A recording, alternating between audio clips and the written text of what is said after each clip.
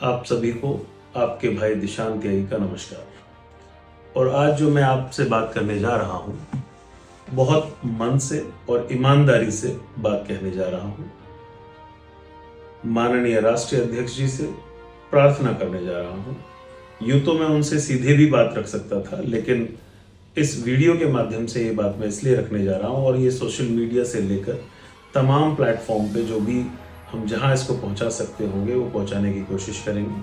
हमारी कोशिश है कि जितनी ईश्वर ने मुझे बुद्धि दी है, शक्ति दी है, बल दिया है, उतना मैं माननीय अध्यक्ष जी को, माननीय पूर्व मुख्यमंत्री और भावी मुख्यमंत्री श्री अखिलेश यादव जी तक पूरी ऊर्जा अपनी लगा दूंगा कि वो 2027 में मुख्यमंत्री बने। लेकिन एक बात बहुत ईमानदारी से मैं कहना चाहता हूँ, हमें मुख्यमंत्री के रूप में एक शिक्षित, एक सभ्य, एक नौजवान और एक बहुत ऊर्जावान मुख्यमंत्री हमें मिले हैं।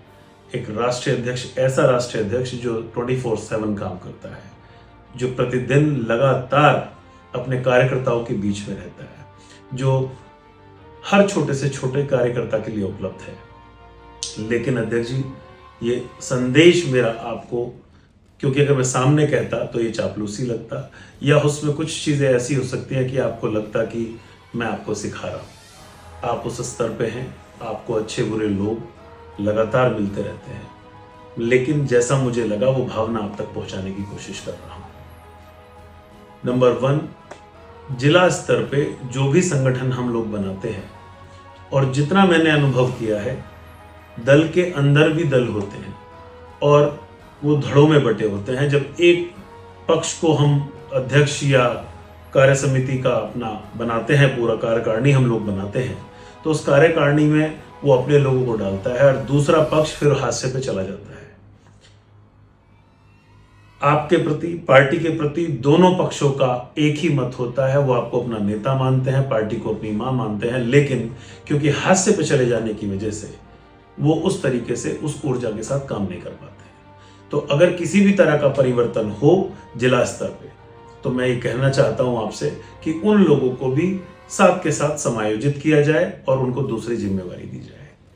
दूसरा, 2027 में चुनाव है, आपने विगुल फूंक दिया है, आप जमीनी स्तर पर काम कर रहे हैं, लगातार जिलावार कमेटियों की आप लोग मीटिंग ले रहे हैं और आपका मकसद है कि हमारे कार्यकर्ताओं को चार्जअप किया जाए और सही लोगों को टिकट दिए जाए। तो मेरा आपसे इसमें भी एक मत है, हो सकता है मेरी बात बुरी लगे किसी को भी, लेकिन जितना मेरे समझ में आता है वो मैं बात कहना चाहता हूं।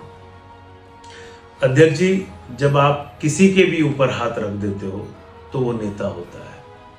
मैंने देखा है कि जिन लोगों को राजनीति की का कै भी नहीं आता था और आप लोगों का आशीर्वाद मिला, तो आज वो प्रदेश में बड़े नेताओं में गिने जाते हैं। ऊर्जावान, ईमानदार और आपके प्रति समर्पित लोगों को ये तो आपने चयन करना है कि कौन है।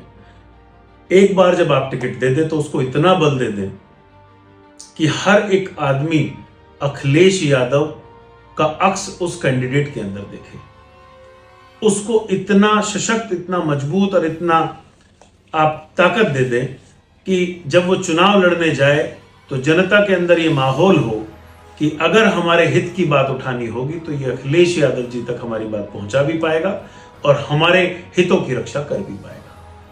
जहां आज कैंडिडेट्स की स्थिति ये है कि आप तो जानते ही हैं, मिडिल क्लास से लेकर लोअर क्लास, हमारे सभी तरह के, हमारे पास गांव देहात से ज्यादा कार्यकर्ता है। तो उन कार्यकर्ताओं का की पूंजी को हम किसी को सैलरी तो देता नहीं है, तो वो लोग बड़े मन से लगे हुए होते हैं। चाहे चुनाव लड़ना हो तो खर्चा होता है, चाहे सामाजिक कार्यक्रमों में भागीदारी करनी हो तो भी खर्चा होता है।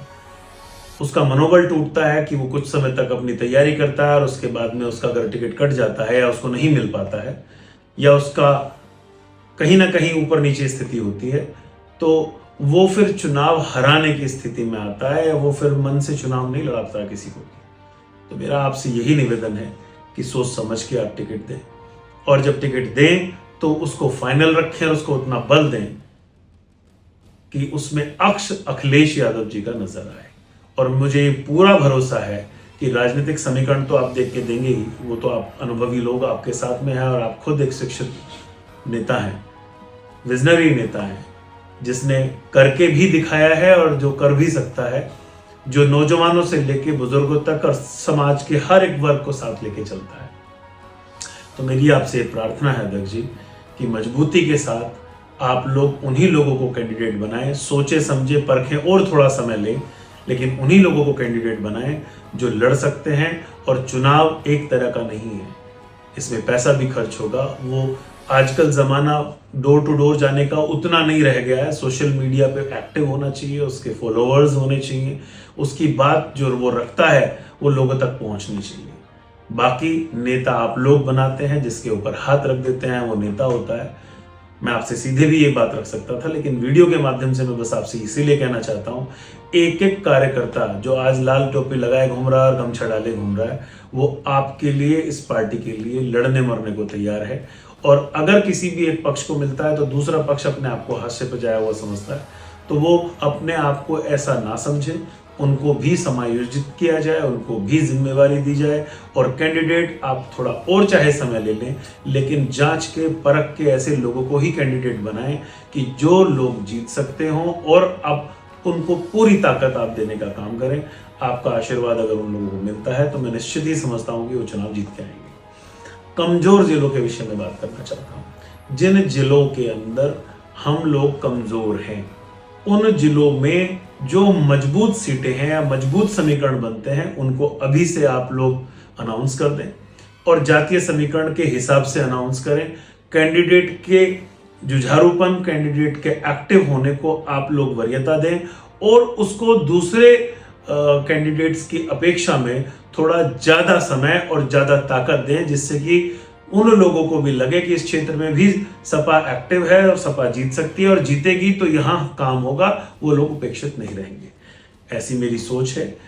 एक विजनरी नेता के लिए, एक शिक्षित नेता के लिए, एक ऐसे मजबूत नेतृत्व के लिए जिसने मजबूती के साथ में काम करके भी दिखाया है, और एक छोटे से छोटे कार्यकर्ता के लिए उपलब्ध रहने वाले नेता आदरणीय अखिलेश यादव, पूर्व मुख्यमंत्री, राष्ट्रीय अध्यक्ष हमारी पार्टी समाजवादी पार्टी के नेता, आपके लिए तन मन धन से ये आपका भाई दिशांत त्यागी उपलब्ध है। मैं कहते ना मैं क्या किन शब्दों में व्याख्या करूं इस बात की, मैं नहीं कह पा रहा हूं, मेरे पास शब्द नहीं मिल रहे हैं। लेकिन बस मैं इतना ही कहना चाहूंगा कि मेरी जो भावना थी वो मैं दिल से आप तक पहुंचा रहा हूं। कोई गलती हो तो माफ करिएगा, लेकिन ईमानदार कोशिश मैंने की है आप तक अपनी भावना पहुंचाने की। आपका नमस्कार, प्रणाम। और मेरे मित्रों, अगर आपको मेरी बात सही लगे तो इसको आप फैलाएं भी, पहुंचाएं भी, कार्यकर्ताओं के माध्यम से इसको दूर दूर तक पहुंचाने का प्रयास करें। मैं ऐसी आप लोगों से प्रार्थना करता हूं। बहुत बहुत धन्यवाद। नमस्कार।